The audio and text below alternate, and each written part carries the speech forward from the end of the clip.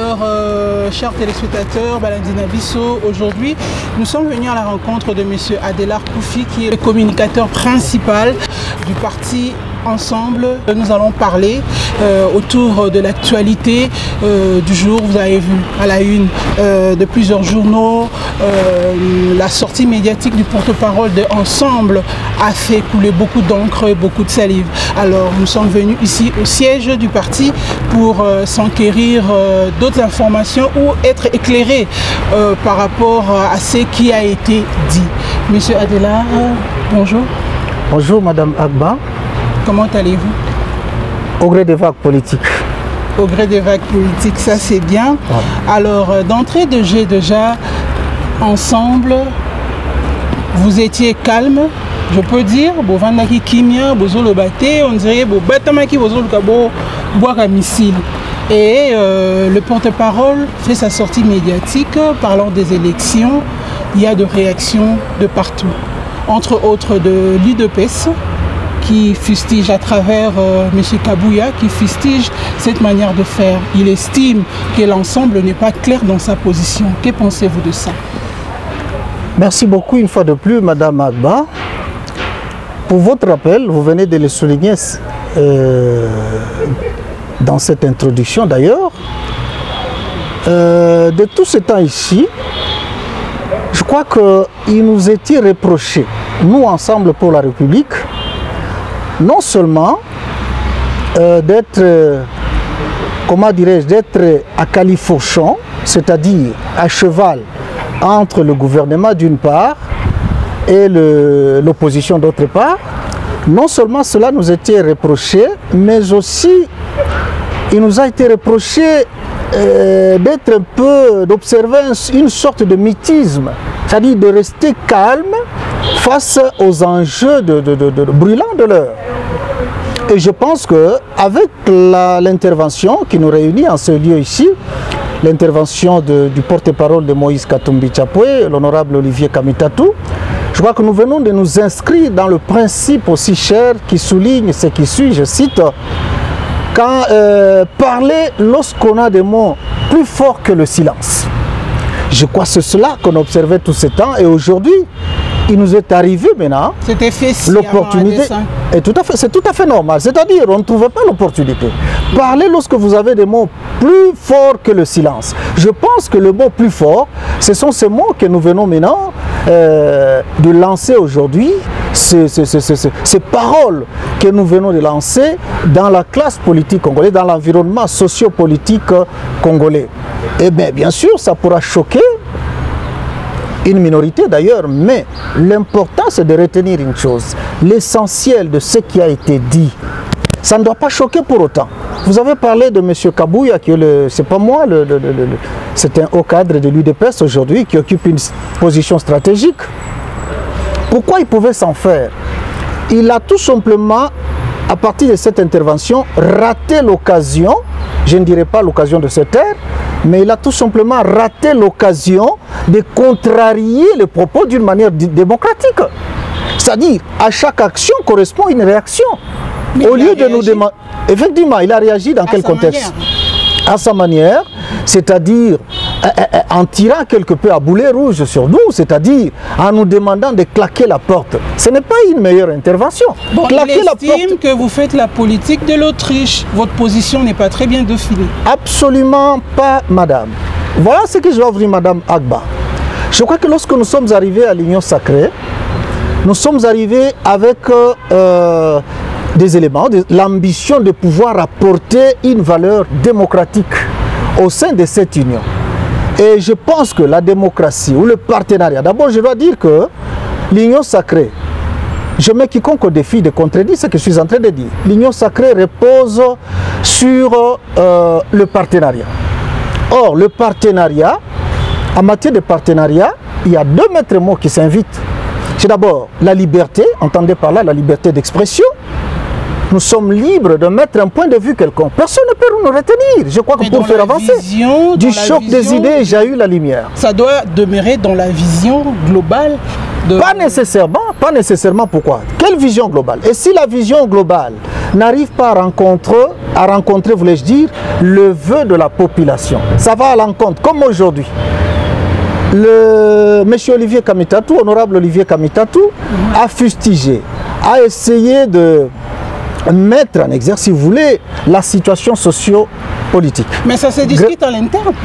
Évidemment, il faut qu'il y ait... faire directement comme ça? Non, on ne le fait pas directement comme ça. Pas du tout, on ne choque pas l'opinion, madame. Vous en avez parlé au sein de l'Union sacrée. Effectivement, je dois vous dire que l'Ensemble pour la République, c'est l'un des rares partis, si vous voulez, au sein de l'Union, à avoir demandé à l'époque que nous puissions créer un centre d'évaluation des actions du gouvernement.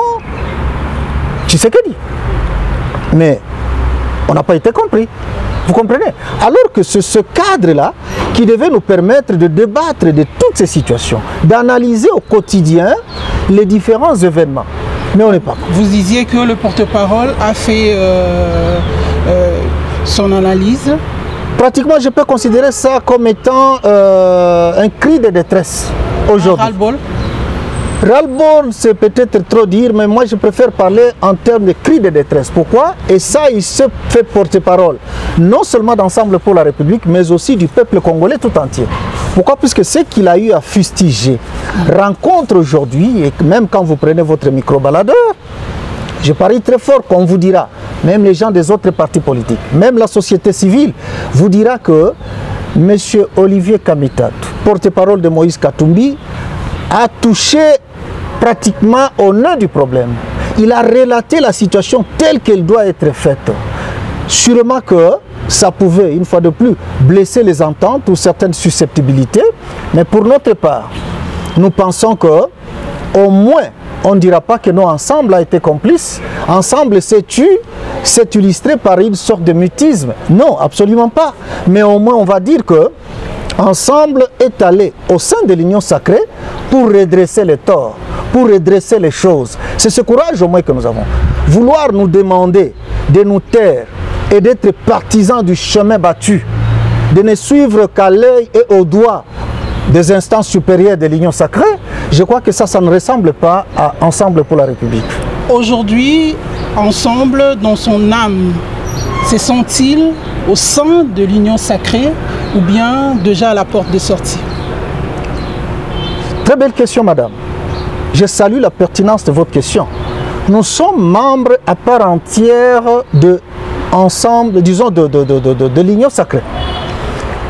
Même si les autres peuvent voir ça autrement, mais moi je confirme que jusque-là, nous faisons partie intégrante de l'Union sacrée. Mais avec notre méthode de travail, qui consiste à permettre un débat démocratique au sein d'Ensemble pour la République. Le rôle de l'opposition. Évidemment, ça dépendra de la position, de quelle position quelqu'un peut se situer. Opposition, oui, peut-être, si on peut s'opposer face à certaines velléités susceptibles à ne pas permettre à ce que le pays puisse aller de l'avant, je crois que c'est tout à fait normal que nous puissions placer un petit mot, que nous puissions tirer la sonnette d'alarme, comme le porte-parole du président Moïse Katumbi l'a fait. Est-ce que la vérité ne se cache pas ailleurs? Il y a une pesanteur qui vous retient encore au sein de l'Union sacrée, vos mandataires, les députés.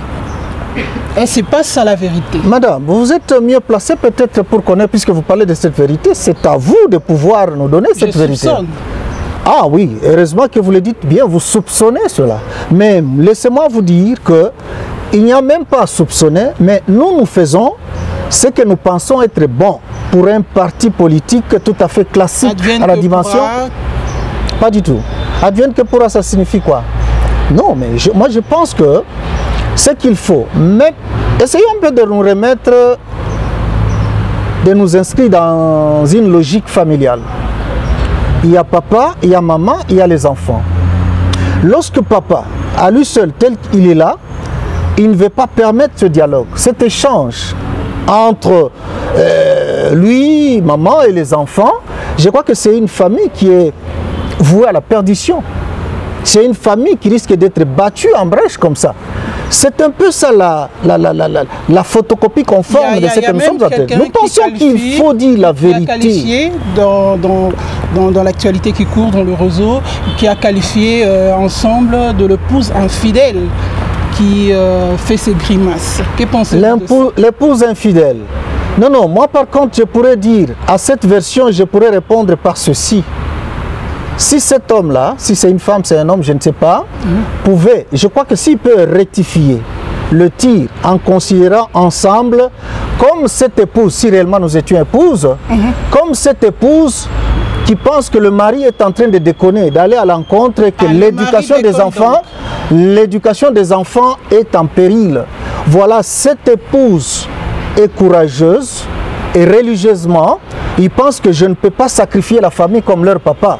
Mieux vaut à ce moment-là redresser la famille, essayer de faire en sorte que ce papa qui est têtu, qui ne sait pas offrir une bonne éducation aux enfants, puisse absolument, avec le temps je ne vais pas me fatiguer, je vais me battre comme un fauve blessé pour que ce papa comprenne que non, l'avenir des enfants en dépend. J'ai personnellement constaté, vous faites, je ne sais pas si c'est une campagne spéciale de mobilisation au sein du parti. Est-ce une routine ou quelque chose que vous faites maintenant là?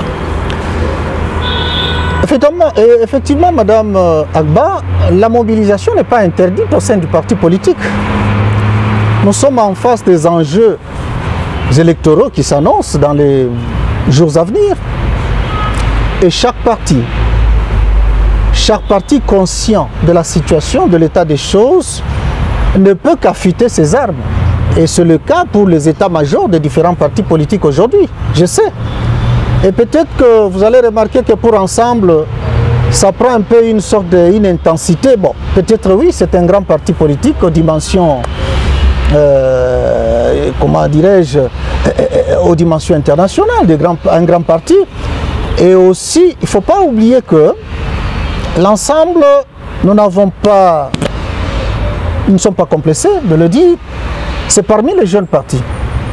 Mais un jeune, pas un jeune au vrai sens du mot, mais un jeune qui se comporte en véritable vieux.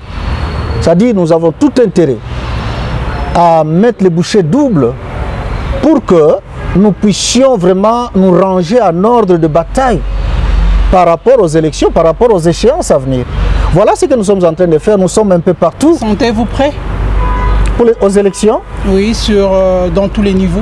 À tous les niveaux, oui. Je pense qu'ensemble, ce n'est pas un parti assimilé aux mallettes familiales ou de boutiques familiales comme les autres partis. Nous sommes prêts, même si les élections commençaient aujourd'hui, je crois que nous sommes prêts et nous allons battre, je crois, que tout celui qui pourra se présenter devant nous, sur notre passage. La situation sécuritaire du pays, parlons-en. Bunagana, sous occupation, au niveau de l'Équateur, vers la frontière au Centrafrique, il y a aussi l'insécurité, il y a des menaces par rapport à de supposés groupes armés. Que pensez-vous de ça? Quelle lecture faites-vous par rapport à toute cette agitation par rapport à la sécurité? Quelle lecture, madame? Mais c'est la tristesse, la douleur pour un grand pays comme le nôtre qui est jeté en pâture. Monsieur Olivier Kamita Touaï a le souligné. Je crois que c'est ce qui a fait que Kabouya ne soit pas vraiment en odeur de sainteté avec nous. Mais laissez-moi vous dire que le porte-parole de Moïse Katumbi l'a souligné avec mort dans l'âme, en constatant que l'insécurité ici n'est pas de nature à offrir un meilleur horizon. Il l'a souligné. Au comble des malheurs, cette insécurité est juxtaposée à une quelconque indifférence totale de ceux qui nous dirigent, ceux-là qui tiennent le levier du pouvoir. Bunagana, parlons-en. Et vous venez d'en parler, Madame Agba. Bunagana est aujourd'hui, c'est plus de 100 jours que Bunagana est entre les mains des gens de M23. Mais vous allez convenir avec moi que malgré tout ce que nous avons comme ressources, un grand pays à la taille du Congo, mais tout se passe comme si on était un peu indifférent de ce qui se passe, que les atrocités vécues par nous. Le président de la République a parlé de l'insécurité à l'Est. J'ai suivi récemment aussi le président de l'Assemblée nationale. Il a accusé même le Rwanda d'être derrière ces groupes. Madame Agba, il ne suffit pas de dénoncer. Il y a une nette ligne de démarcation entre déclarer et faire quelque chose pour recouvrer l'intégrité territoriale. Il y a une nette ligne de démarcation. Vous êtes là, vous fustigez. C'est une bonne chose, mais ça ne suffit pas. On ne doit pas se limiter là. Vous fustigez, mais il faut mener les actions concrètes, maintenant sur terrain, pour pouvoir libérer nos frères là qui sont sous l'emprise de ces bandits des grands chemins du M23. Il faut à tout prix les libérer. Pourquoi? Puisqu'ils se sentent moins congolais au jour d'aujourd'hui par rapport à nous autres qui sont ici. Que faites-vous, étant que parti politique de ces régimes, vous êtes du régime actuel, étant que parti politique, que faites-vous concrètement pour essayer un peu de bouger la ligne? J'aurais souhaité que cette question soit posée au gouvernement. C'est le gouvernement qui a le moyen. C'est le gouvernement qui fait tout le nécessaire possible. Merci à toutes et à tous de nous avoir suivis. Nous sommes arrivés pratiquement à la fin de cette réaction.